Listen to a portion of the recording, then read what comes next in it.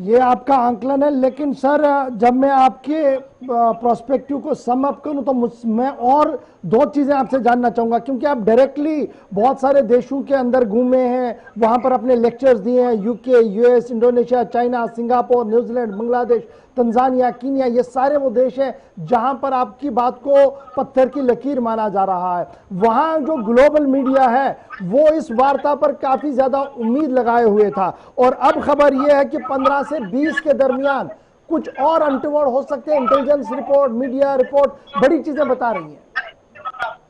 बिल्कुल, बहुत बुरे आसार हैं। क्यों कि वो इस मौके में जहां उनकी पोजीशन वीक है चीन की कंपेयर टू इंडिया, वो नेगोशिएशन टेबल पे आएंगे नहीं जब तक उनके हाथ में कोई एडवांटेज नहीं है। अब डायरेक्ट फाइट अवॉइड करना चाहेंगे, लेके अंदर डायरेक्ट एडवांटेज नहीं ले सकते। अभी वो हम लोग बहुत स्ट्रांग हो गए हैं, हमारी डिप्लॉयमेंट बहुत स्ट्रांग है। वो और कहीं हमारी जिस कड़ी में कहीं चल हाथ मारने की कोशिश करेंगे। आपको पता है 62 में जब वॉर हुआ वो कितना आगे आए और बाद में विड्रॉ कर गए। और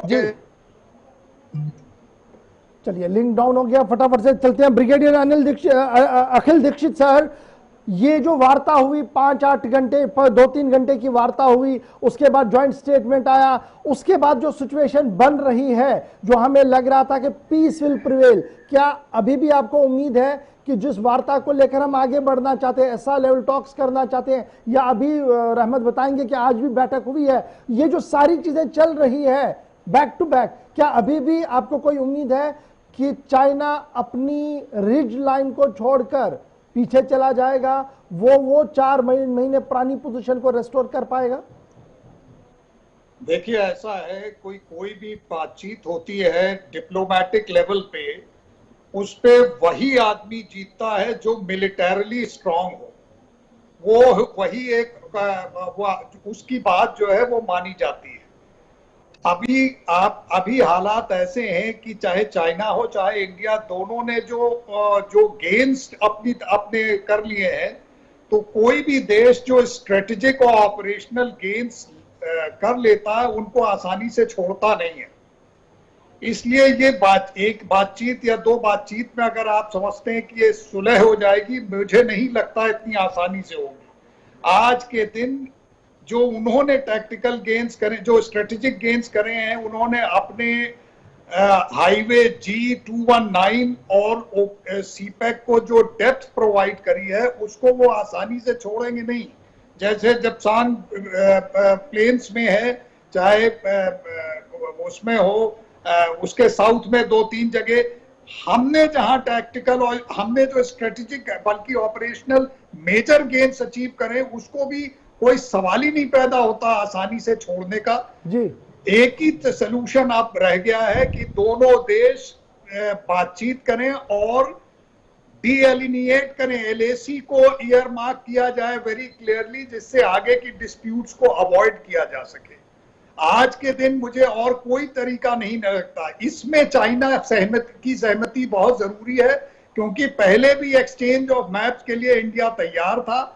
ये चाइना हमेशा बैक ट्रैक करता रहा है। राइट सर, ये बड़ी बात है। ब्रिगेडियर अनिल दीक्षित, मैं आऊंगा इस पर दोबारा आपके पास, लेकिन टीपी ताकि सर, वॉर वेटरन पे जंग में से कैसे बच निकला जाता है और किस तरीके से अपनी प्लेटून को अपर हैंड पर लाया जा रहा है, वो हम देख रहे हैं लद्दाख के अंदर भी, कि किन डिफिकल्ट टेरेन्स के ऊपर से अब हम जा रहे हैं, टैक्टिकली हम मजबूती की ओर जा रहे हैं, और उम्मीद लगाई जा रही है कि आने वाले दिनों में फिर टेबल टॉक जब होगा तो उसमें एक अपर हैंड हमारा होगा। लेकिन जिस तरीके का माहौल बन रहा है, इस माहौल के बीच आपका पहला एक्सपीरियंस क्या कुछ कह रहा है?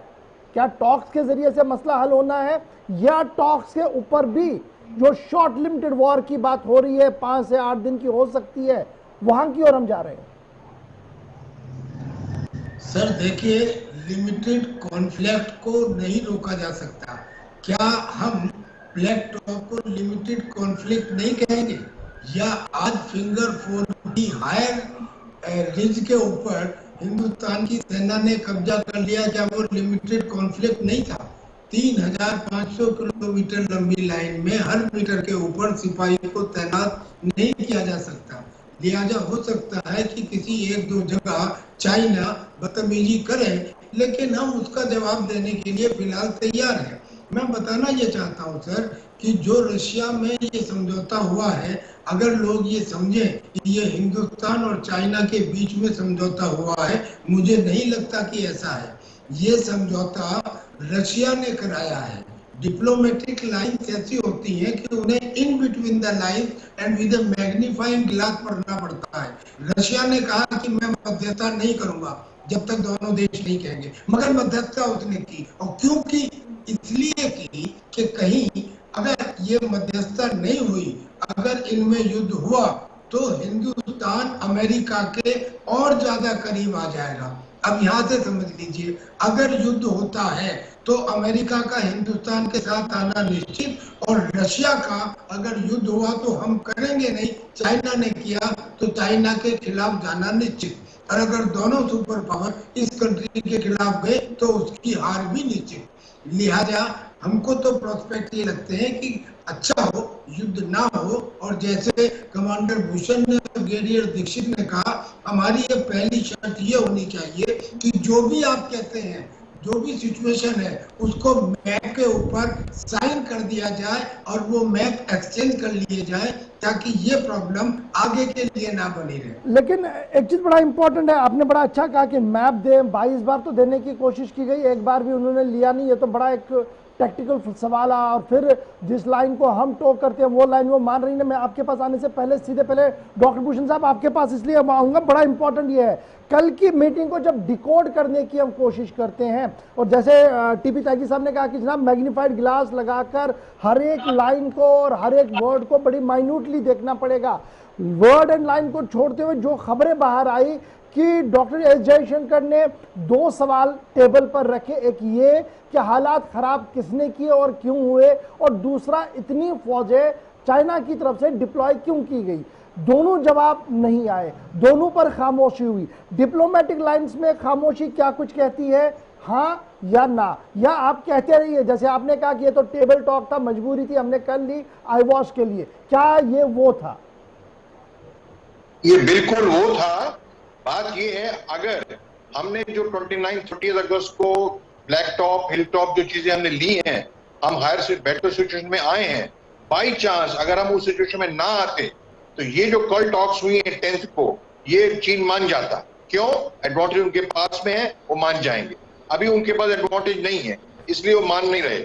और देखिए सबसे बड़ी बात, ये बिल्कुल रशिया जो है, ये पूरा ड्रामा चल रहा है, पूरी जो बात चल रही है, अमेरिका इसमें है, साउथ चाइना सी में, इंडिया है, चाइना है, रशिया बाहर बैठा है। तो रशिया तो चाहता है कि हमारे मध्यस्थता से हम बीच में सुलह करा पाए, पर हो नहीं पा रही कि वो चीन मानेगा नहीं, और इसलिए वो चाहते हैं कि हो जाए। और मैं ये भी कहता हूं, हो जाए तो बच के रहना पड़ेगा। 1965 वाली बात ना हो, मान जाओ, कर दो, देखो उसका नाक खरा कट रही है जिनपिंग की, हमें बिल्कुल पीछे हटना नहीं है। और वो खाली